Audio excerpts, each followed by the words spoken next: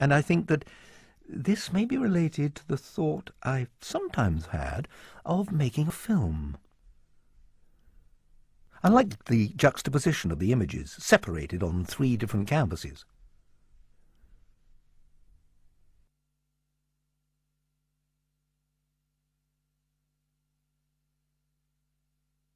With the painting that I did, which the Marlborough Gallery called Triptych, inspired by T.S. Eliot's poem Sweeney Agonistes, they had asked me how these images came about, and I said that I'd just been reading Sweeney Agonistes, and they titled it in the way that they did.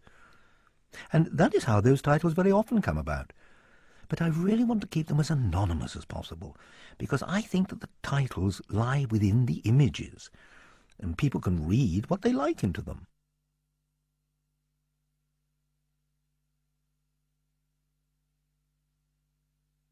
I don't want to tell a story. I've no story to tell. I want the starkness of the image. I want it to give me a shock. Now, you could say shock is a form of expression, but what expression it is, I don't know. It's a visual shock. It's not a shock it's not a shock that you can get from a story. It's just a visual shock.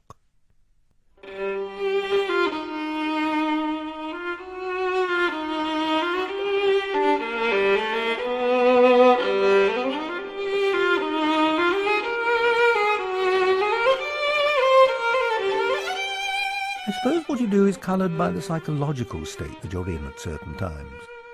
But it would be an unconscious thing, not a conscious thing, because after all, I'm not an expressionist painter. I'm not trying to express anything. I wasn't trying to express the sorrow of somebody committing suicide or something like that.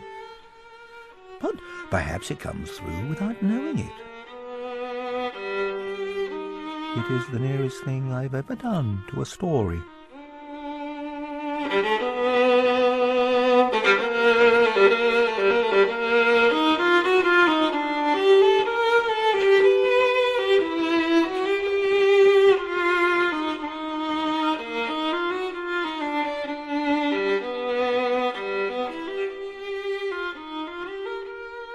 I read Aeschylus because the whole thing, the violence of Aeschylus, brings up images.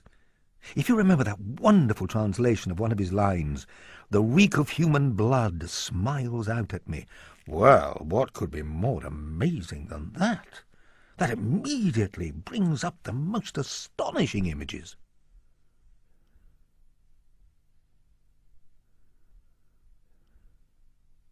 I could not paint Agamemnon, Clytemnestra, or Cassandra, as that would have been merely another kind of historical painting. Therefore, I tried to create an image of the effect it produced inside me.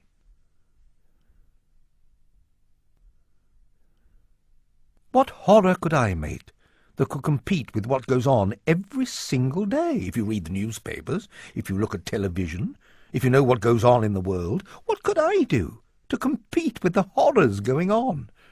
Except that I have tried to make images of it. I have tried to recreate it and make not the horror. I've tried to make images of realism.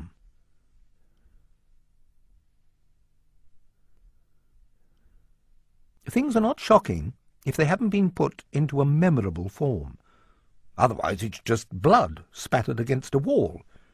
In the end, if you see that 2 or 3 times, it's no longer shocking.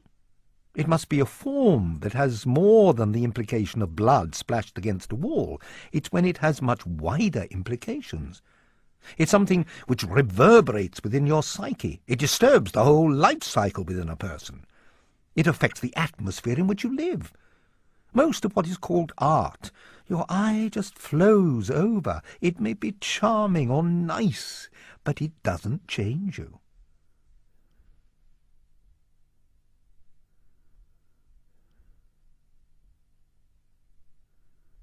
I think that man now realizes that he is an accident, that he is a completely futile being, that he has to play out the game without reason. I think that even when Velasquez was painting, even when Rembrandt was painting, in a peculiar way they were still, whatever their attitude to life, slightly conditioned by certain types of religious possibilities.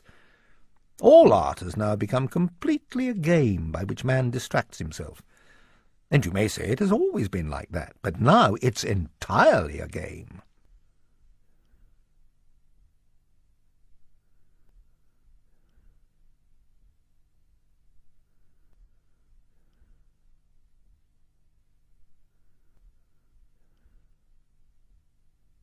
I knew as soon as I walked in here that it was a place where I could really work.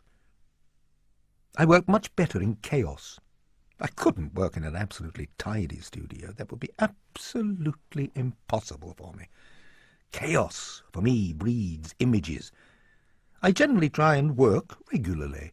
I think what is called inspiration only comes, really, from regular work.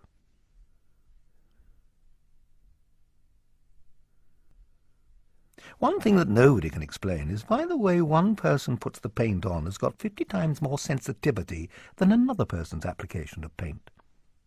Why some people's paint seems to have all sorts of implications in it, and others doesn't. Can you analyse the difference, in fact, between paint, which conveys directly, and paint which conveys through illustration? This is a very difficult problem to put into words. It is something to do with instinct. It's a very close and difficult thing to know why some paint comes across directly onto the nervous system and other paint tells you the story in a long diatribe through the brain.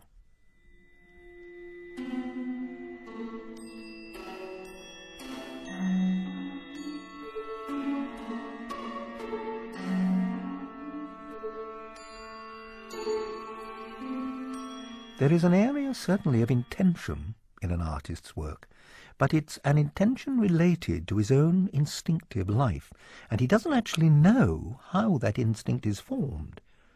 The instinct comes, presumably, from the very moment of his conception, and is gradually worked on by all the things that he sees in life as it passes. In working, you are really following this kind of cloud of sensation in yourself, and you don't know what it is, really, and it's called instinct. But what instinct is, one doesn't know.